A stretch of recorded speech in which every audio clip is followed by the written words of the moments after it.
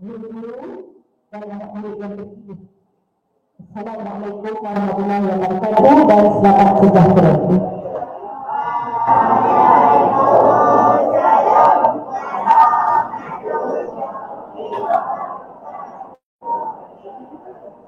Okey, alhamdulillah pagi ini kita dapat bersama-sama untuk menghadiri kem Jati Diri. Kamu semua tahu kan yang kamu akan menjalani kem Jati Diri. So, semua tahu jati itu apa? Apa yang dimaksudkan dengan jati? Ada seorang nak jawab, boleh? Apa yang dimaksudkan dengan jati? Pernah dengar tapi macam tak pastilah sebenarnya jati diri itu apa? Okey, kita akan terangkanlah supaya kamu dapat tahu, dapat menghayati kem yang kamu akan jalankan. Jati diri ini sebenarnya lebih kepada identiti. Siapa diri kamu? Jadi kamu pastikan lepas daripada kem ni, kamu tahu dah siapa diri kamu hari ini. Identiti kamu, kamu yang macam mana. Sebelum ni kamu macam mana, hari ini macam mana. Perubahan yang berlaku dalam diri kamu. Okey, sepatutnya jati diri ini akan membuatkan kamu boleh jadi yang lebih baik setelah kamu kenal diri kamu, identiti kamu. Okey? Baik. Seterusnya, kita akan adakan forum hentikan buli, selamatkan generasi. Dengan itu, majlis dengan segala hormatnya menjemput moderator iaitu Ustaz Hazrul untuk menyempurnakan forum hentikan buli, selamatkan generasi. Persilakan.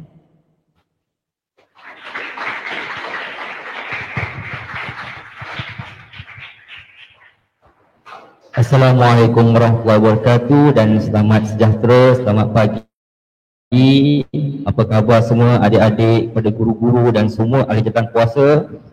Alhamdulillah, pada hari ini kita berada dalam program Kem Jati Diri, yang mana dalam program ini kita akan membicarakan tentang buli. Tahu tak buli? Siapa yang pernah kena buli? Angkat tangan. Tak pernah? Bagus. Semua. Cuba angkat tangan, siapa pernah kena buli? Oh, pernah kena buli. Kita ada seorang pernah kena buli. Apa lagi? Oh, ramai dah. Dia makin ramai. Dia makin ramai. Dan itu sebenarnya trend dia. Mula-mula dia susah nak mengaku. Lama-lama dia akan mengaku bila dah berani. Jadi pada hari ini, hari Selasa pagi ini, saya harap semua bersemangat. Kita nak tahu apa itu buli. Tajuk kita hari ini, hentikan buli, selamatkan generasi. Kita nak stop terus, henti terus buli ini. Tak nak ada orang kena buli. Tadi bila saya kata siapa kena buli, ada 5 orang kat tangan. Tak nak lagi kena buli. Apa itu buli? Jadi inilah untungnya kalau kita datang ke sekolah, kita dapat ilmu dan info-info berkenaan seperti ini. Okey, baik. Jadi buli ni pada tahun ini saja berpuluh-puluh kes yang kita dah dilaporkan kepada polis. Yang tak dilaporkan itu belum lagi. Banyak kes buli. Dan saya pasti mungkin ada di antara kamu juga pernah menjadi mangsa buli. Okay. Betul atau tidak? Betul ke tidak? Betul. Okay, ada suara. Okey, baik. Okey, sebelum kita pergi lebih jauh lagi, saya nak memperkenalkan ahli panel kita. Ada 3 orang ahli panel kita pada hari ini yang kita jemput. Saya ucapkan terima kasih kepada ahli panel yang sudah datang pada pagi ini. Yang pertama yang berada di tengah-tengah. Agak-agak siapa?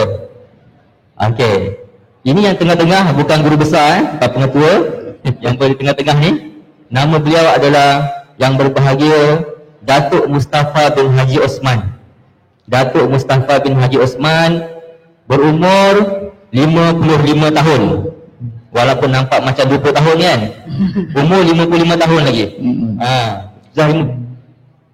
Menjawat jawatan sebagai pengarah Yayasan Belia Malaysia. Salah seorang daripada pengarah tu Ada 3 orang pengarah, salah seorang pada pengarah Yayasan Belia Malaysia. Berasal daripada Negeri Sembilan, mendapat pendidikan di Negeri Sembilan dan di Selangor. Dia juga pernah mendapat anugerah antarabangsa kerana aktif dalam NGO. Memulakan bidang kerjaya sebagai pegawai tadbir di firma Guaman. Tapi Datuk Peguam ke? Bukan peguam kan? Pegawai tadbir di firma Guaman. Kemudian menjadi pegawai khas Timbalan Presiden Majlis Belia Malaysia, sini bermula je lah. Kemudian pengurus projek Yayasan Belia Malaysia, pengurus besar dan seterusnya menjadi ketua eksekutif dan juga pengarah Yayasan Belia Malaysia. Beliau telah terlibat aktif dalam banyak NGO, kalau saya tengok sini, Penasihat Persatuan Anak Istimewa, Esko Persatuan Usahawan, pengurusi Biro Bumi Putera. Ini bermakna Datuk memang sangat aktif dengan NGO, insyaAllah. Jadi banyak berbakti pada masyarakat, insyaAllah. InsyaAllah pada hari ini kita akan berkongsi pandangan bersama dengan Datuk tentang buli ini. Yang seterusnya, di sebelah sana, kalau tengok pakaian, seragam, dah tahu dah siapa agaknya? Polis. Ini bukan calon-calon polis. Pangkat polis penjemputan kita adalah inspektor. Tahu tak inspektor? Oh, tahu. Dia tahu inspektor. Bagus. Okay? Puan inspektor. Nama diberi Puan Inspektor Ali Nangai, anak perempuan Muniandi, berumur 37 tahun. Beliau telah berada dalam perkhidmatan polis selama 12 tahun. Lebih kurang 12 tahun pendidikan di Universiti Malaya dan Mahsa Universiti. Menjawat jawatan sebelum ini sebagai pegawai penyiasat jenayah di IPD Serdang. Maksudnya beliau ni biasa dah tangkap orang jahat. Kemudian jadi pegawai penyiasat jenayah seksual. Jenayah seksual pula daripada jenayah seksual pula di IPD Kuala Lumpur. Yang terakhir dan sekarang ini menjadi pegawai siasatan atau perundangan di IPD Ceras. Ni kita ada polis. Jadi Puan Inspektor ni lebih mahir tentang macam mana nak mengenali seseorang yang membuat jenayah. Jangan nak tipu dia. Dia boleh tahu. Okey, baik. Yang terakhir, siapa ni? Tak tangan. Kenal tak? Ahli panel kita yang ketiga, yang terakhir juga seorang guru. Cikgu juga ni. Jadi dia tahu macam mana perangai murid-murid dan pelajar-pelajar. Pengalaman bertugas sebagai 10 tahun sebagai ketua guru disiplin. Tengok muka comel kan? Ini ketua guru disiplin ni, 10 tahun ketua guru disiplin. Di PPD Keramat. Kemudian menjadi jawatan kuasa disiplin negeri wilayah Persekutuan Kuala Lumpur selama 8 tahun. Lama ni. Kemudian naik pangkat jadi penolong pegawai unit HAM PPD Keramat. Dan sekarang ini beliau menjadi penolong pengarah unit HAM Jabatan Pendidikan Wilayah Persekutuan Kuala Lumpur selama 3 tahun. Bermakna Puan Sarafiza, beliau adalah orang yang sentiasa tahu tentang apa yang berlaku kepada kamu. Okey, dah kenal dah semua? Kenal tak semua? Kalau saya suruh sebut nama boleh? Tak? Sebut nama tak boleh? Tak boleh? Sikit-sikit je. Banyak sangat pun saya cakap kan. Bagi tahu nama sudahlah kan. Tak apa, kita nak kenalkan Baik. Jadi tanpa buang masa, kita akan pergi kepada perbincangan seterusnya pada hari ini, iaitu kes buli di seluruh negara ni bukan dekat Kuala Lumpur saja, seluruh negara. Jadi daripada Datuk ni saya nak skop yang luas sikit. Skop yang luas sebab Datuk pun dah aktif di peringkat antarabangsa dan sebagainya kan. Buli ni Datuk, Yayasan Belia Malaysia ni kalau saya tengok dalam internet lah, di antara umur 16 hingga 29 tahun. Tapi untuk mewujudkan belia yang bagus, kita perlu bermula daripada bawah, sekolah rendah, sekolah menengah. Pastikan mereka ini bebas daripada masalah-masalah sosial, terutamanya buli, sehingga kadang-kadang kita tengok merebak sampai ke universiti dan menyebabkan kematian dan sebagainya. Pastilah benda ini bermula daripada akar umbi. Kita nak bincang sekarang. Jadi apakah pandangan Datuk tentang isu buli ni yang dah semakin membarah di kalangan belia kita? Boleh ke saya nak kata bahawa ada sebilangan masyarakat dan komuniti seolah-olah menjadikan ianya satu isu yang kecil? Contohnya buli ni, kalau di asrama orang suruh ambil air, kemudian dia mengadu, kata alah itu pun kau nak mengadu, ataupun AJ, Kan? Itu pun kau nak mengadu kata. Jadi benda ni kadang-kadang menjadi satu budaya yang dibiarkan macam tu sahaja. Apa pandangan Datuk? Dipersilakan. Terima kasih. Assalamualaikum warahmatullahi wabarakatuh. Adik-adik apa khabar? Okey, terima kasih Tuan Moderator, rakan-rakan panel. Ya. Sebenarnya bully ni sebenarnya bukan baru sebenarnya. Ya. Saya ni umur dah 55 tahun. Kalau terbalik pun 55 juga. Nah, dia tak boleh terbalik. Kalau 52 tu boleh terbalik dari 25. Saya terbalik pun tetap 55. Jadi tak boleh nak bohong saya lah. Ya, terbalik pun sama. Jadi bully ni kalau saya daripada sekolah lagi memang ada bully. Tetapi sebenarnya bully ni bukan budaya. Ya, bully bukan budaya. Budaya kita, peradaban kita, budaya kalau skop orang Melayu ni budaya peradaban kita begitu tinggi. Adab sopan kita, tolak ansur kita. Jadi itu budaya kita. Jadi bully ni bukan budaya kita. Ini bully ni betul gangster. Something, bukan budaya kita. Budaya, jadi bully ni mungkin dipengaruhi oleh sesuatu perkara yang dilihat, ditonton, dilihat. Jadi bully sebenarnya, bully ni ada beberapa jenis bully. Bully jalan raya. Bully jalan raya ni kalau memandu tu dia suka kalau memotong sebelah kiri atau menunjukkan sains-sains yang lucah dan sebagainya, itu bully jalan raya. Kalau bully cyber ni, sekarang musim perang raya ni banyaklah bully cyber ni. Bully cyber kalau adik-adik ni saya rasa rata-rata ni dah ada gadget. Gadget di rumah. Bully cyber ni suka mengutuk kawan, buat fitnah. Itu bully cyber. Menyebabkan kawan kita baca jadi malu, segan dan sebagainya, bully cyber.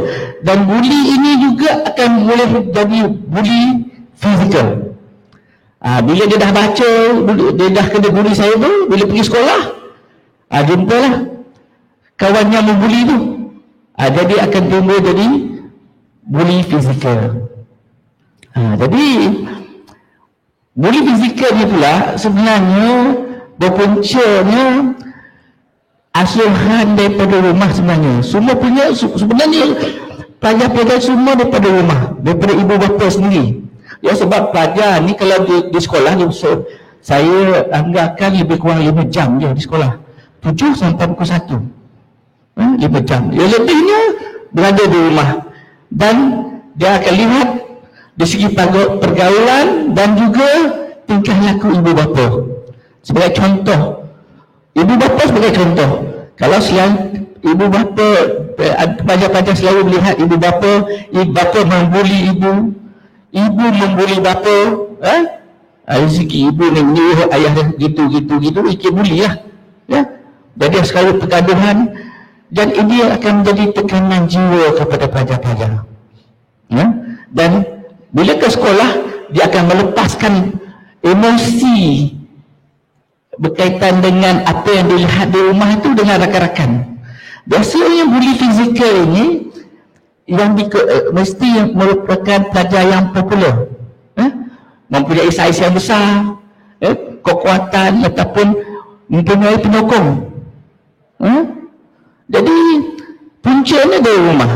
Kalau ibu bapa dah terapkan ilmu sopan santunnya, tolak ansurnya, ilmu agamanya lengkap, dia tahu belas kasihan dari segi adik-beradik pun, dia tahu jaga adik dia. Jadi bila sampai ke sekolah tu, mungkin pelajar ini untuk melakukan bully itu persentasenya rendah. Ada kadang-kala ibu bapa ni terlalu menyebelahi anak-anak. Walaupun dapat aduan daripada rakan-rakan bagi tahu anak dia begitu begini, tetapi ibu bapa dia tak percaya. Kalaupun ibu bapa dia tahu pun masih lagi menyokong ataupun menidakkan apa yang anak-anak mereka lakukan di sekolah. Ini yang puncanya. Anak-anak dia rasa tak bersalah. Bila bersekolah, ibu bapa tu tak backup. Saya ada madrasah. Saya tahulah anak-anak pelajar saya. Berlaku juga di madrasah. Di sekolah-sekolah masa saya juga pelajar asrama, duduk di asrama lama. Jadi kalau kita ada sikap yang ataupun ibu bapa kita dah terapkan sikap bertolak ansur dan sebagainya, benda tu akan berlaku. Jadi bila di sekolah, bila berlakunya ketidakpuasan hati seseorang pelajar kepada pelajar lain, jadi akan timbul pergeseran dan juga ini akan datangnya mula-mula sekali di segi bully secara emosi ataupun percakapan saja, tuduh menuduh dan sebagainya, sehingga tidak dikawal dan ada pelajar dapat sokong rakan-rakan yang menyebabkan timbul pergeseran dan pergaduhan di sekolah. Sekarang tak di pihak sekolah tidak mengawal atau kalau di asrama wadah tidak memantau perkara ini akan jadi besar. Ada di kalangan anak-anak ini pergi balik ke rumah beritahu ibu bapa. Ibu bapa pula mempertahankan anak-anak mereka datang ke sekolah. Menuduh pelajar-pelajar atau nak jumpa dengan pelajar yang membuli anak ataupun yang bergaduh dengan anak-anak mereka. Ini takkan selesai.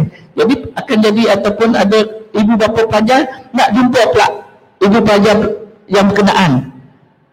Jadi pergaduhan akan lebih besar di kalangan daripada pelajar kepada ibu bapa.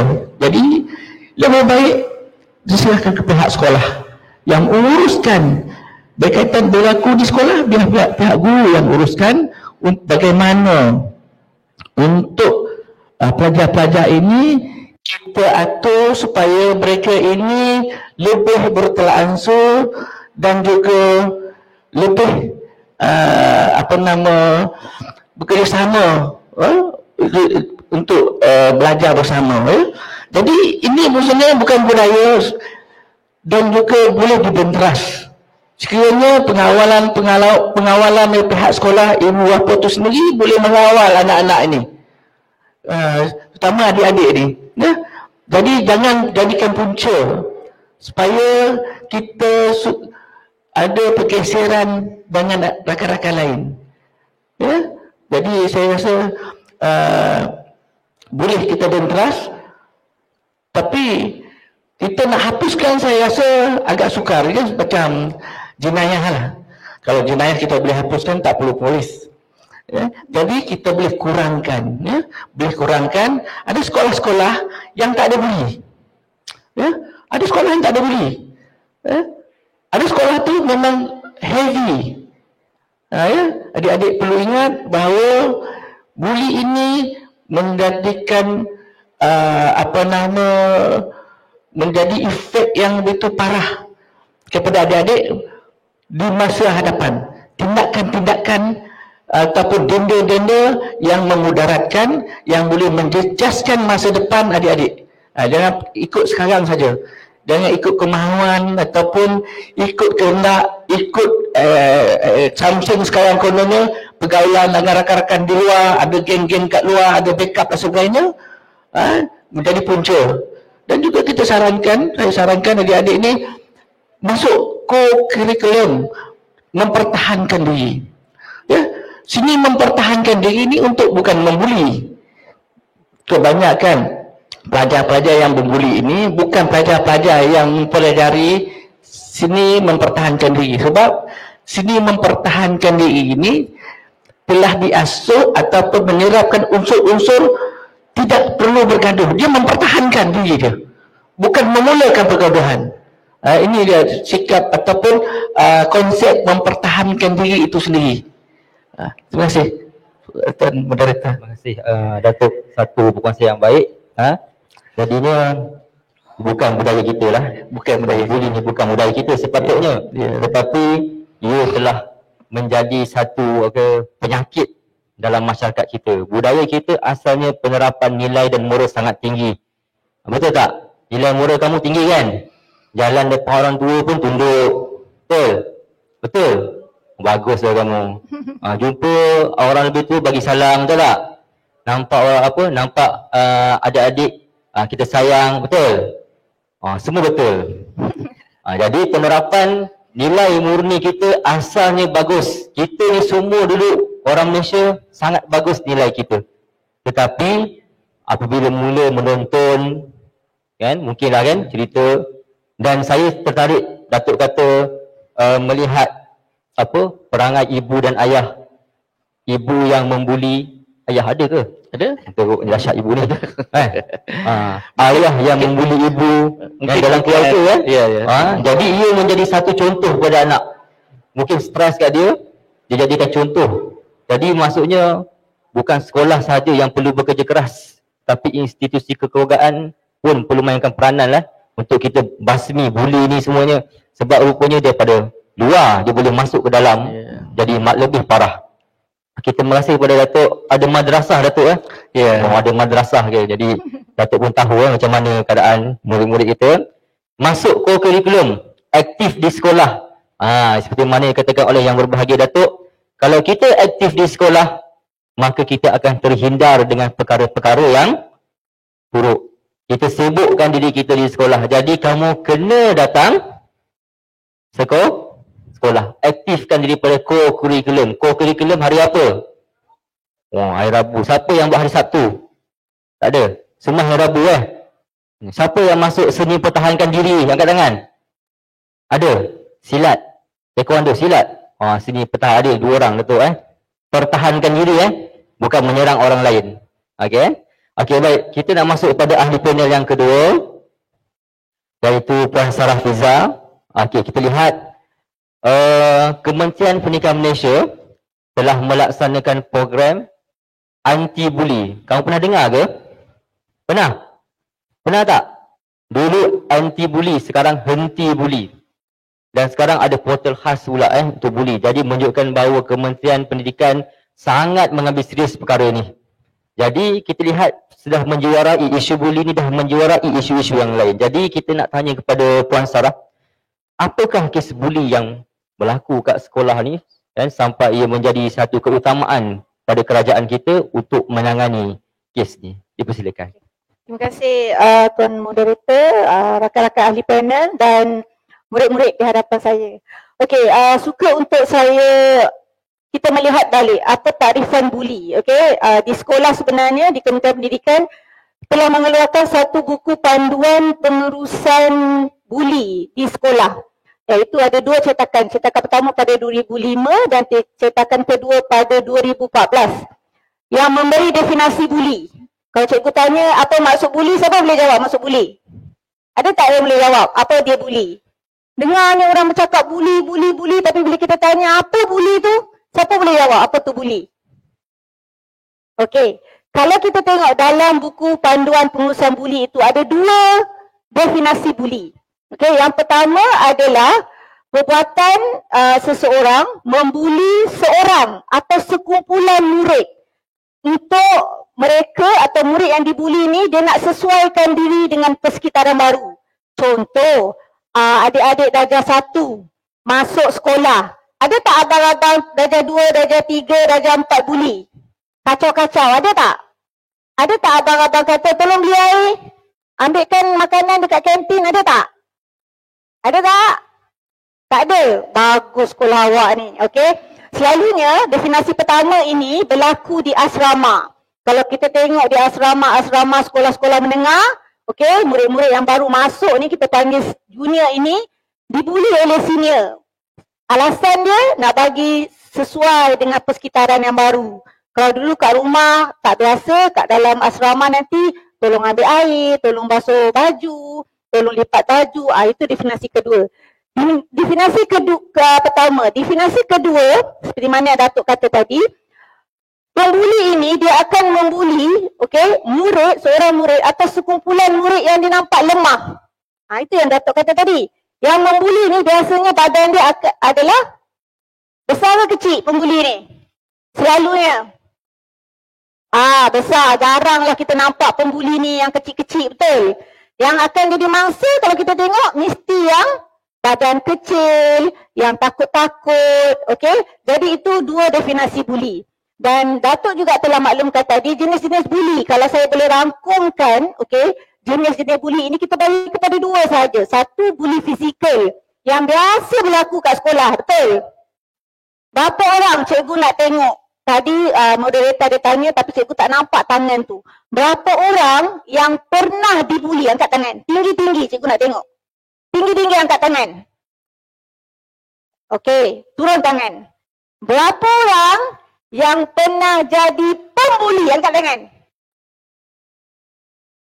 Alhamdulillah, okey. Wah, alhamdulillah bagus yang di hadapan kita ni tak ada langsung yang pernah jadi pembuli. Okey, kenapa cikgu tanya? Kerana kadang-kadang dekat sekolah ni kita tak tahu. Datang mengadu kat cikgu, cikgu dia kacau saya, adakah itu buli? Okey, cikgu rangkumkan, cikgu mudahkan cerita. Buli ini adalah satu perbuatan di mana kadang-kadang dia memulai dengan gurauan, betul? Kawan tolak. Kalau awak balas balik, buli tak? Buli tak? Saya tolak tuan moderator. Ini moderator tolak saya balik. Buli tak? Tak buli lah. Dah sama-sama tolak. Kenapa nak buli pula? Buli ni adalah perbuatan di mana saya tolak moderator, moderator tak balas. Dia takut aja. Itu buli. Ataupun saya ejek nama bapa moderator. Contohlah, saya ejek nama bapa saya lah. Tak tahu nama bapa moderator. Rahman. Ini moderator pun senyap, dia tak balas. Tak buli. Tapi kalau moderator balas balik, Ahmad. Buli lah. Jadi buli ni adalah perbuatan di mana bila mangsa itu diperlakukan dan dia tidak membalas balik. Itu buli. Kalau awak sepak kawan awak sepak balik, dia dah tak jadi buli. Dia dah jadi apa? Gaduh. Pandai. Jadi lepas ni kita tengok, balik ke sekolah balik, tengok. Saya suka cakap pada murid-murid, bila nak bergurau dengan kawan-kawan, tanya dulu kawan tu. Boleh tak saya nak bergurau dengan awak? Kalau kawan tu kata boleh, bergurau lah. Tapi kalau kawan tu kata saya tak nak bergurau dengan awak, hari ni saya tak ada mood, saya tak suka diganggu, janganlah ganggu juga. Alah, marilah kita main. Jangan. Kalau dia dah kata dia tak nak, jangan buat. Sebab tu kita kata, tajuk kita apa? Hentikan buli. So kita kena henti buli tu. Jangan mula pun, walaupun permulaan dia adalah gurauan. Kenapa? Kerana di hadapan kita ini mungkin murid-murid yang jarang datang ke sekolah, betul? Betul tak? Awak selalu tak datang sekolah, kenapa? Ada tak yang tak datang sekolah ni sebab menjadi mangsa buli? Ada tak? Angkat tangan. Sebab sepanjang saya berada di Jabatan Pendidikan dan di Pejabat Pendidikan, kita pernah ada kes di mana murid tidak datang ke sekolah kerana dia menjadi mangsa buli. Dan dia tak nak mengadu langsung pada cikgu. Senyap balik rumah, murung, langsung tak datang sekolah. Mak paksa suruh datang sekolah, cikgu suruh datang sekolah, tak nak datang. Bila kita pujuk, bila kita tanya, bila kaunselor telefon, cuba bercakap, baru dia bagi tahu dia mangsa buli. Sebab tu kita nak bantras buli ni, sebab buli ni adalah salah satu punca murid tidak datang ke sekolah. Tu yang pertama. Dan kita tengok juga kesan buli ini dia ada kepada dua. Satu kepada mangsa, satu kepada pembuli. Apa kesan pada mangsa? Cikgu nak tanya. Apa jadi pada mangsa buli? Kalau awak tengok, ada tak tengok kawan yang kena buli? Apa jadi kat dia? Ada yang cedera tak? Ada yang cedera, patah kaki, patah tulang rusuk, masuk hospital. Kalau kita tengok, baru-baru ni pernah tak dengar abang dekat Universiti Pertahanan meninggal dunia sebab kena buli? Pernah? Pernah baca tak? Itu mangsa buli. Meninggal dunia, cedera. Itu dari segi fizikal. Ada juga yang mental. Dia jadi murung, dia jadi stres. Itu pada mangsa. Apa jadi kesan pada pembuli? Cikgu nak tanya. Mangsa masuk hospital, sakit. Pembuli jadi apa? Pembuli nanti, kalau dia bersalah, mungkin lepas ni inspektor akan terangkan, dia akan masuk ke sekolah pemulihan akhlak. Dan juga akan juga masuk ke sekolah dalam penjara. Dan pastinya kesan dia kepada ibu bapa awak apabila awak dikenakan tindakan hukuman disiplin di sekolah, siapa yang malu? Siapa yang malu? Anda dan keluarga anda, betul tak? Sebab tu kita nak hentikan buli ini, jangan ada lagi budaya ataupun doktor kata bukan budaya, jangan ada lagi perbuatan buli ini di sekolah-sekolah di Kuala Lumpur. Itu sahaja untuk setakat ni. Tuan Moderator. Terima kasih kepada Puan Sarah tadi atas penerangan tentang kes buli, definisi buli. Jadi ni masalah juga ni. Kadang-kadang dia bergaduh sama sendiri, dia kata dia kena buli. Oh, saya kena buli cikgu, saya kena buli. Dia cek siasat, dia ejek dulu. Ni, jadi kamu kena faham. Jadi buli ni selalu targetkan orang baru dan orang yang lemah. Baru masuk ke lemah. Jadi jangan senyap bila anda dibuli. Terus laporkan kepada guru ataupun ibu bapa kamu. Jadi yang kata kena buli itu, laporkan kepada guru-guru dan ataupun ibu bapa kamu. Okey, jadi kita dah dengar tentang definisi buli, kan?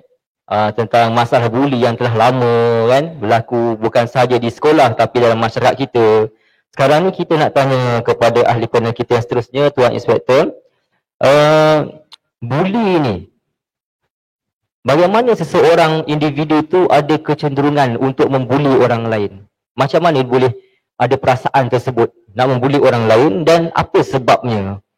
Sebagai seorang yang sentiasa menyiasat pasal jenayah dia, kan? Okey, dipersilakan. Selamat pagi. Tadi ahli panel kita Puan Sarah telah pun jelaskan definisi buli. So saya ulang semula. Untuk dari mana perasaan cenderung tu keluar? Kita tengok definisi buli tu. Dia buli bermaksud perbuatan mengasari orang yang lemah dengan tujuan atau maksud untuk menunjukkan kekuatan masing-masing. So secara tidak langsung orang lemah jadi takut dan orang yang membuli tu sudah jadi kuat. Itu adalah perasaan dia. Dia rasa dia besar apabila membuli orang. Orang dah mula takut, dia dah nampak. Apabila dia tengok kita, dia takut dengan kita. So dia dah, sekali dia nampak benda tu, dia rasa keinginan nak buat lagi, nak tunjuk kekuatan dia.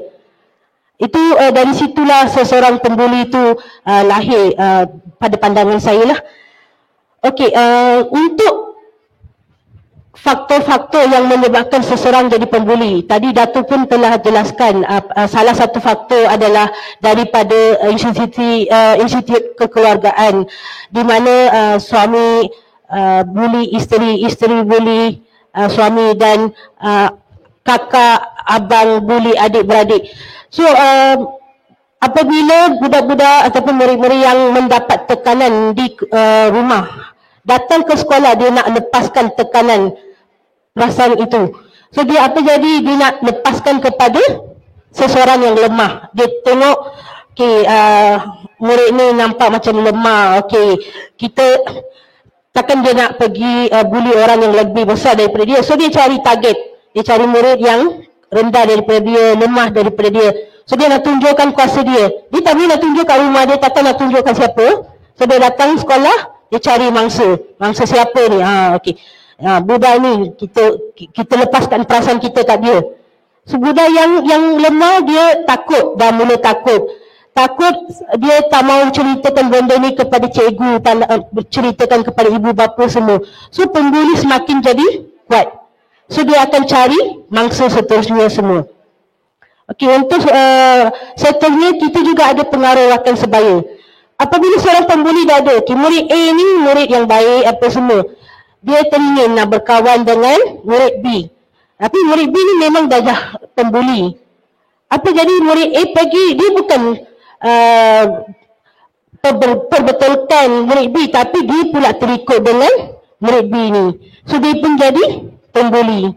So dia dah mula daripada seorang, sudah jadi satu kumpulan pembuli. So mereka akan cari murid-murid yang lemah untuk melakukan pembulian tersebut. Okay. Selain tu, lepas dia dah bully, dia rasa puas hati. Dia rasa puas hati sebab orang dah mula takut dengan dia apa semua. Dia rasa sangat puas hati. Dia rasa tempat tu dia lah paling kuat apa semua. Itu salah satu faktor lah yang menyebabkan pembuli ni semakin menjadi-jadi. Dan ada pembuli, dia rasa bosan dengan pembelajaran kat sekolah. So dia rasa tak tahu macam mana nak bunuh masa bosan tu. So dia cari apa kaedah boleh kita buat. Kita lakukan bully ke atas budak-budak yang lain apa semua lemah. Selain tu ada pelajar dia rasa iri hati dengan budak pelajar lain yang ada lebih bermewah daripada dia. Lepas tu disaingi oleh cikgu, dia rasa marah, dia rasa iri hati dengan pelajar tersebut. So dia nak melakukan pembulian ke atas pelajar-pelajar tersebut. So itu adalah sedikit sebanyak faktor yang menyebabkan pembuli ni kenapa dia bully mangsa murid lain apa semua. Tu kecenderungan dia lah menjadi pembuli sebab ada faktor-faktor luaran ya. Jadi antara yang pertama sekali adalah keinginan untuk jadi pembuli ni nak tunjuk dia kuat. Siapa yang nak tunjuk dia kuat kat sini? Bila dia nak tunjuk dia kuat, maka dia akan bully dan cari orang yang lagi lemah daripada dia. Dia mulalah cari. Kalau dia ni badan besar, dia ambil lah yang badan paling kecil. Kalau dia tinggi, dia ambil yang rendah. Maka selepas sekali membuli, dia rasa seronok. Dia rasa seronok dan dia nak buat lagi. Kemudian ada juga yang berkeinginan nak berkawan. Siapa yang kawan dia? Ni bukan kamu. Yang kawan dia ni kaki buli orang. Siapa angkat tangan? Dia ada kawan yang suka buli orang? Ada? Siapa ada kawan yang suka buli orang? Ada? Kawan yang suka buli kawan? Kita jangan berkawan dengan orang macam tu. Dan laporkan tindakan mereka kepada guru-guru ataupun ibu bapa kamu. Jadi kecenderungan ini akan jadi geng pula. Dia bina geng pula kumpulan. Siapa ada geng dekat sekolah? Ada geng kat sekolah? Apa nama geng kamu? Ada nama geng kan? Ada tak nama geng? Ada? Tak ada? Tak buat nama lagi? Tak ada geng kat sekolah kan? Geng-geng bully tak perlu ada Okey, jadi bully ini adalah satu perkara yang buruk. Saya nak cuba kita budayakan bila nampak kes bully ni, itu adalah benda yang tak elok. Kita lihat macam mana kecenderungan dia daripada keluarga kepada rakan, terus dia menjadi kumpulan bully. Baik. Seterusnya kita akan pergi pada Datuk. Yang bagi Datuk kan. Jadi kita lihat dah macam-macam jenis bully, kes bully yang kita bincangkan daripada mana kan. Jadi apakah kita kata nasihat ataupun saranan Datuk kepada murid-murid kan, juga motivasi kepada guru-guru untuk sama-sama menangani kes bully ni supaya kes bully ni kita dapat hentikan terus daripada ada di dalam negara kita ni. Dipersilakan Datuk. Terima kasih Tuan Moderator. Saya nampak dalam, saya ingat 50-60 orang pelajar depan kita ni, dia ada saya nampak, saya dia ada depan ni nampak ada unsur-unsur bully juga. Bully ni dia suka menggunakan kawan dia. Dan kawan dia tak rela. Itu dia bully. Bila moderator tanya siapa yang jadi pembuli, dia tak mau angkat tangan. Dia angkat tangan kawan dia. Itu bully. Saya nampak dari sini, itu ada unsur bully lah. Adik-adik, itu unsur bully yang minimum. Dia bukan fizikal lah. Itu cuba memalukan rakan-rakan tu, kita bully. Rakan-rakan kita tak rela, tetapi kita cuba memalukan dia, itu kita bully. Adik-adik di sini saya nampak ada. Di depan ni saya nampak ada. Jadi adik-adik, kita perlu hindarkan bully dan hentikan bully. Kita kena pandang jauh ke depan. Kalau kita nak berjaya di masa akan datang, perlu hentikan bully. Sebab bully ini boleh menjejaskan prestasi pelajaran kita. Bila tertangkap nanti pihak sekolah akan dikenakan denda, sama digantung sekolah, diberhentikan sekolah dan sebagainya. Itu akan menjejaskan pelajaran adik-adik. Dan sekiranya adik-adik dah ada ilmu untuk dipanggil untuk menghindarkan buli contohnya, ya. Maksudnya adik-adik ni dah masuk beberapa program, dah tak suka buli, ya, dah tahu unsur-unsur buli dia bagaimana. Sekiranya adik-adik di depan mata, kalau di rumah ayah memandu kereta cuba membuli pemandu lain, adik tegur ayah, tegur. Jadi bila ayah ditegur, nanti ayah pun rasa segan. Oh ya, anak dia dah tahu dah berkaitan bagaimana nak menghentikan buli, ya. Kalau ayah pergi memotor sebelah kiri, melanggar undang-undang, tu kira buli lah, ya, ataupun menunjukkan isyarat-isyarat yang tak sepatutnya, itu kira buli. Jadi adik-adik boleh menegur ibu dan ayah sekiranya memandu. Begitu juga dalam buli cyber ni. Kalau ada rakan-rakan cuba membuli, cuba nasihatkan rakan-rakan kita, janganlah buli macam tu, janganlah WhatsApp macam tu, nanti kawan kita malu, nanti jadi pergaduhan, ya.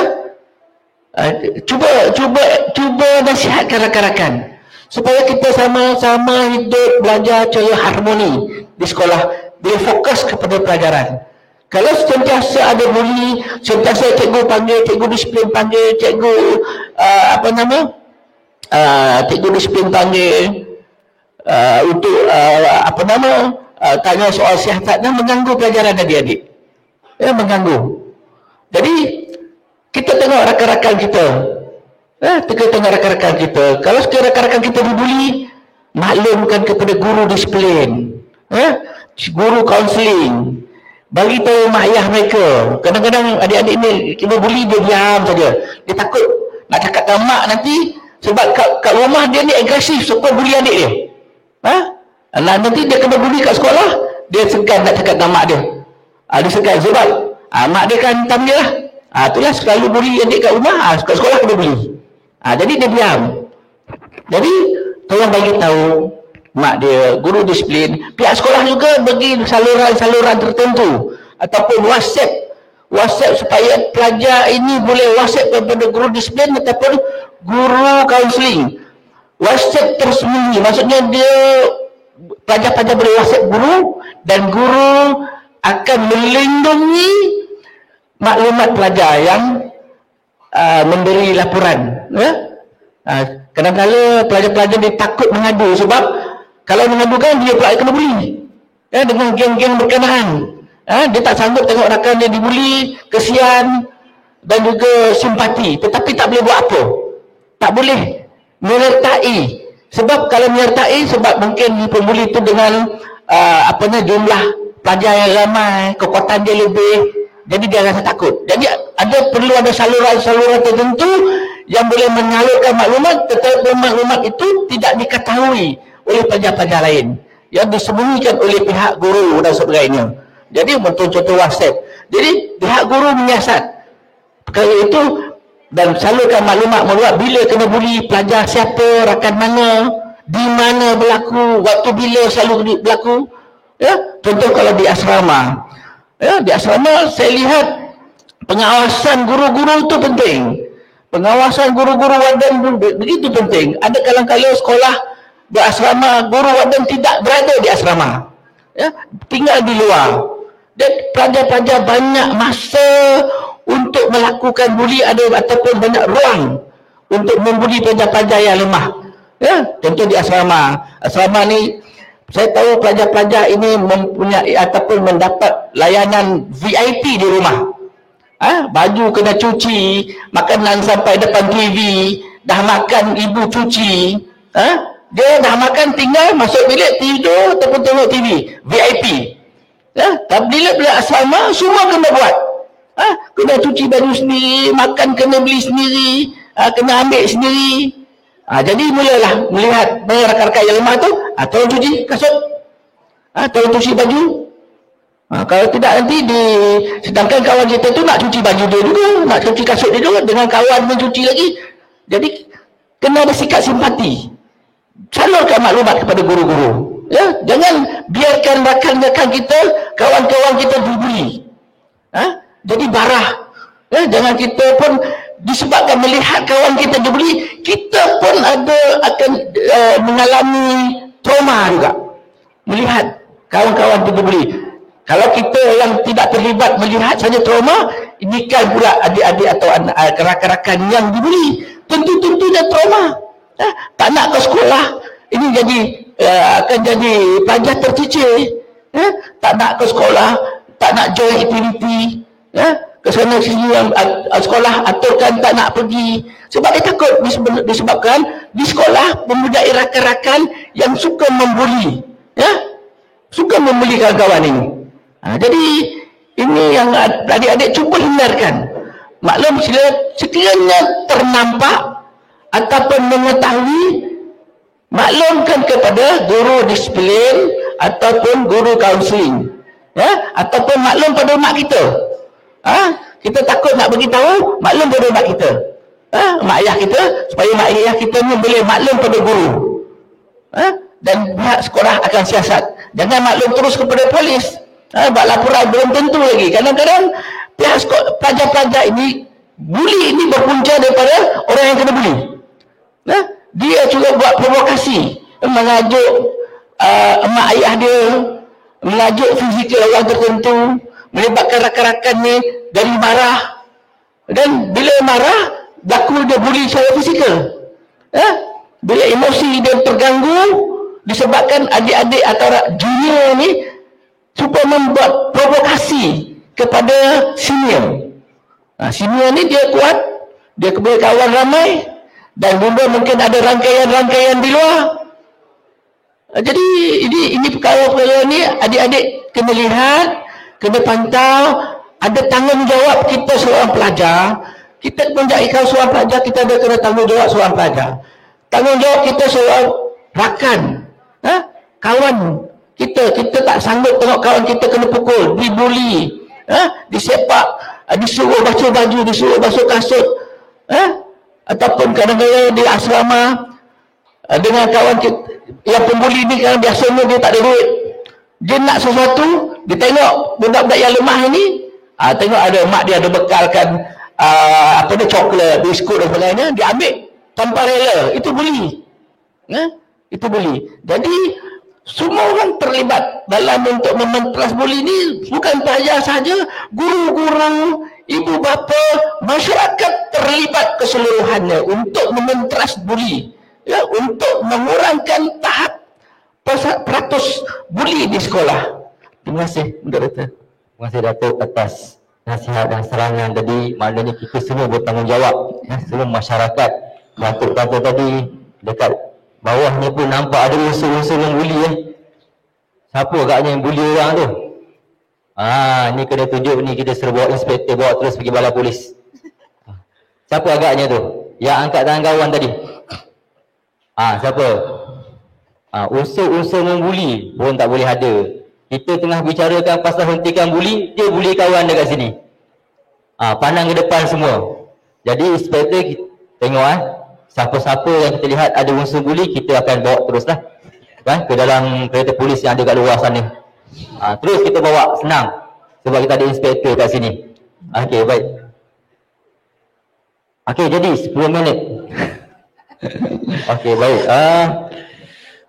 Terima kasih kepada Datuk. Okey, masyarakat kita dah dengar tadi daripada Datuk nasihat. Kita punya tanggungjawab bukan saja pada murid pihak sekolah, tapi masyarakat, semua institusi keluargaan yang perlu dijaga. Jadi kita akan pergi kepada ahli panel seterusnya. 10 minit itu 2 orang ahli panel macam mana ni?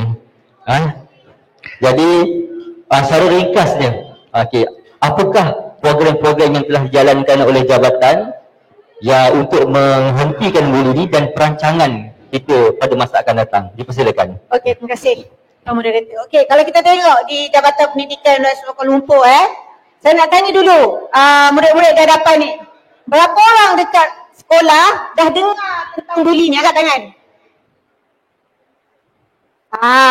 Okey. Mereka telah menjawab soalan moderator sebenarnya. Okey. Di peringkat Jabatan Pendidikan Universiti Kuala Lumpur, Okay, pada 24 Mei 2022 kita telah membuat pelancaran henti buli. Okay, di auditorium Jabatan Pendidikan yang dihadiri oleh Ketua Polis Kuala Lumpur. Okay, dalam majlis itu kita telah melancarkan program henti buli bagi sekolah-sekolah asrama Kuala Lumpur. Kemudian kita sambung dengan Jerawara atau kita panggil dalam bahasa biasa orang panggil tu roadshow. Okay, kita turun ke 24 buah asrama di Kuala Lumpur. Kita berjumpa dengan murid, kita berjumpa dengan dengan guru-guru, bercakap tentang buli. Kemudian PPD juga sambut program-program ini dengan mengadakan di PPD Bangsa Pudu dia ada Aman Tanpa Buli. Okey, di Keramat dan di Center juga ada program-program buli. Dan akhirnya di sekolah, sebab tu tadi saya tanya, ada tak program-program yang cikgu jalankan di sekolah berkaitan dengan buli? Ada tak? Itu adalah rentetan daripada program-program daripada jabatan kita turunkan di sekolah kerana buli ini bukan sahaja dibuat dalam program tetapi telah dimasukkan dalam silibus mata pelajaran. Cikgu nak tanya, berapa orang ustaz dan ustazah pernah cakap pasal buli? Ada tak? Ada tak ustaz-ustazah cakap atau guru disiplin dia yang cakap? Ada tak ustaz-ustazah cakap? Dalam waktu pendidikan agama Islam, ada tak? Okey, sebab apa? Sebab perbuatan buli ini dicegah oleh semua agama. Sebab tu dalam pendidikan agama Islam pun ada bercakap tentang buli, dalam moral pun ada bercakap tentang buli. Dan akhir sekali, kenapa kita nak hentikan buli ini dan apa program-program yang telah dijalankan? Baru-baru ini ada tak sekolah lancarkan program Sekolahku Sejahtera? Tahu ke lagu Sekolahku Sejahtera? Kalau lepas ni kita nyanyi boleh? Okey. Sekolahku Sejahtera, selamat dan sepakat. Sebab apa kita nak sekolahku sejahtera? Supaya anda berada dalam keadaan yang sentiasa selamat, supaya anda seronok datang ke sekolah, supaya anda tidak lagi ponteng sekolah. Okay, dan akhir sekali, tadi ada Datuk kata, mana saluran nak bagi tentang disiplin ni? Cikgu nak tanya, berapa orang yang tak pernah tengok peti aduan disiplin kat sekolah? Angkat tangan. Yang tak pernah tengok peti aduan. Pernah tengok tak? Ada tak cikgu cakap ada peti aduan disiplin? Ada tak? Tak ada. Siapa yang pernah tengok peti aduan disiplin? Angkat tangan. Ada apa? Yang tak ada tu balik ni, saya bagi tugasan, pusing kawasan sekolah, cari peti aduan disiplin. Sebab peti aduan disiplin tu adalah salah satu tempat yang anda boleh mengadu jika anda dibuli. So gunakanlah peti aduan disiplin itu.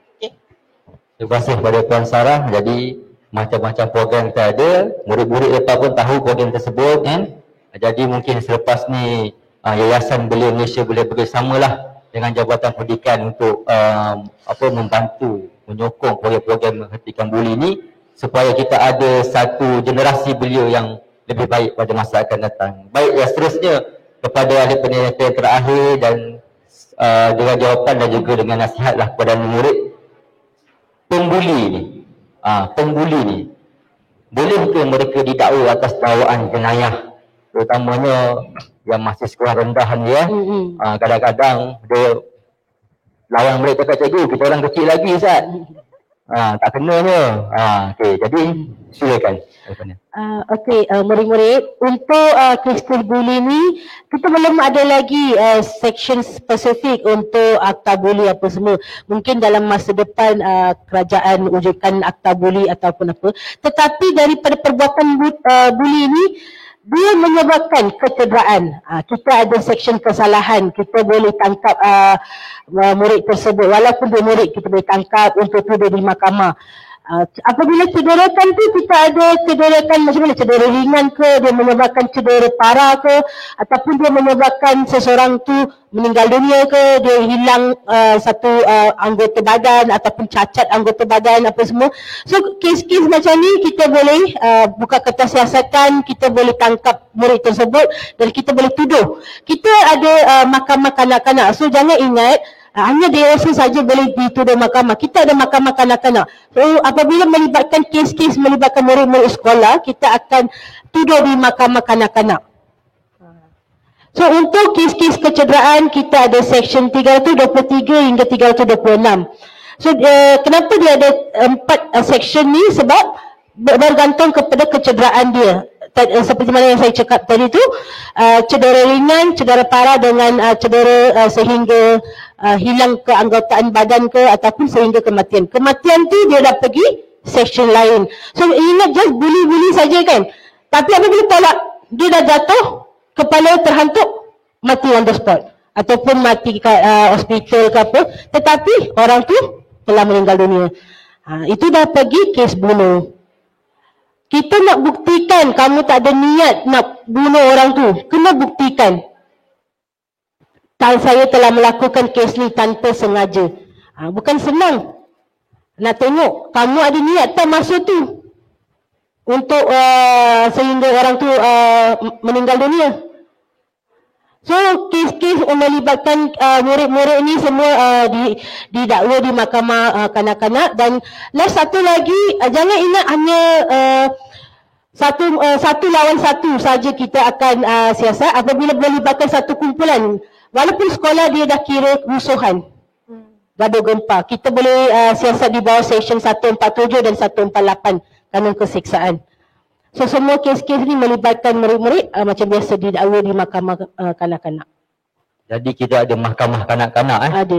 Mahkamah kanak-kanak ada anak murid sekalian, kita ada mahkamah kanak-kanak. Walaupun mahkamah kanak-kanak, hakim dia bukan kanak-kanak. Hakim dia betul. Peguam dia betul, mahkamah kanak-kanak. Jadi jangan ingat saya kecil lagi, saya boleh terlepas daripada apa-apa hukuman. Okey, jadi jangan kita terjun ke dalam lembah yang menyusahkan diri kita sendiri. Baik, terima kasih kepada ahli pengenai kita yang terakhir, kepada inspektor. Jadi sebelum kita akhiri forum kita pada hari ini, maka saya ambil satu mafhum lah, kata-kata ayat. Sama-samalah kita tolong menolong dalam perkara kebaikan dan jangan kita tolong menolong dalam perkara-perkara yang tidak baik dan tidak elok. Saya mengucapkan terima kasih kepada 3 orang ahli panel kita yang membincangkan isu buli yang berlaku pada kita sekarang. Okey, faham tak semua apa itu buli? Faham dah? Siapa boleh jawab angkat tangan? Okey, dia tak ada angkat tangan dah. Tiba-tiba dia senyap. Tapi yang penting jangan jadi pembuli. Itu yang penting sekali. Jadi setakat itu saja kita pada hari ini. Saya mengucapkan terima kasih kepada anak-anak murid yang sudi bersama kita sampai ke akhirnya dan semua para tamu. Wabillahi taufiq wa hidayah. Wassalamualaikum warahmatullahi wabarakatuh. Hentikan buli, selamatkan generasi. Sekian, terima kasih. Saya serahkan kepada pengurusi majlis.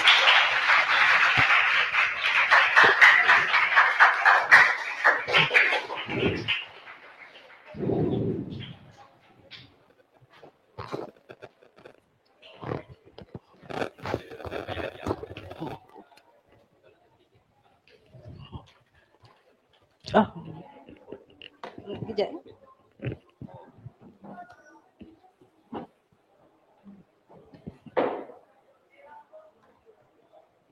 Okey.